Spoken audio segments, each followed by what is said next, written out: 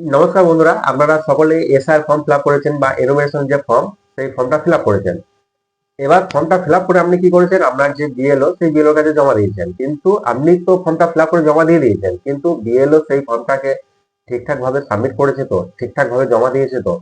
তো আপনি যদি চান, আপনার হাতে থাকা স্মার্টফোন দিয়ে বা বাড়িতে থাকা কম্পিউটার দিয়ে খুব সহজে কিন্তু এটা চেক করতে পারবেন যে আপনার ফর্মটা কোন পরিস্থিতিতে আছে, সেই ফর্মটা ঠিকঠাক ভাবে সাবমিট হয়েছে কিনা। তো কিভাবে চেক করবেন তার প্রসেসটা আমি আজকের এই ভিডিওর মাধ্যমে ডিটেলসে দেখিয়ে দিচ্ছি।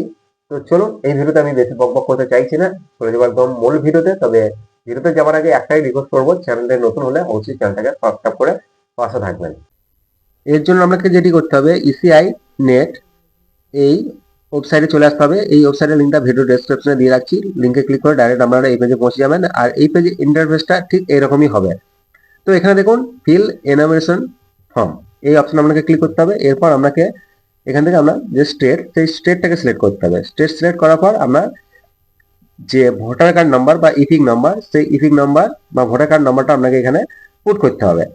তো আমি একটা ভোটার কার্ড নাম্বার এখানে পুট করে দেখাচ্ছি, আর সিকিউরিটি পারপাসের জন্য হাইড করছি। এরপর আমরা সার্চ করব। সার্চ করার পর দেখুন your form has been submitted with mobile number এত, for more detail contact your BLO.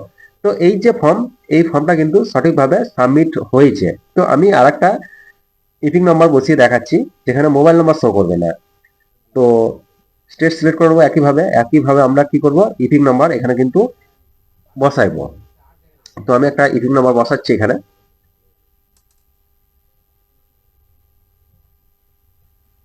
তো ইপিক নাম্বার বসানো হয়ে গেলে সার্চ করবো। সার্চ করার পর দেখো your form has already been submitted for more detail contact BLO. তো এখানে মোবাইল নাম্বারটা এই কারণেই শো করছে না, এই যে ইপিক নাম্বার আমরা পুট করলাম, এই ইপিক নাম্বারের সাথে কিন্তু মোবাইল নাম্বার লিঙ্ক নেই বলে কিন্তু এটা শো করছে না মোবাইল নাম্বারটা। কিন্তু এই যে ফর্ম, এসআই ফর্ম, এই ফর্মটা কিন্তু সঠিকভাবেই সাবমিট হয়েছে। তো এইভাবে আমরা চেক করতে পারবেন।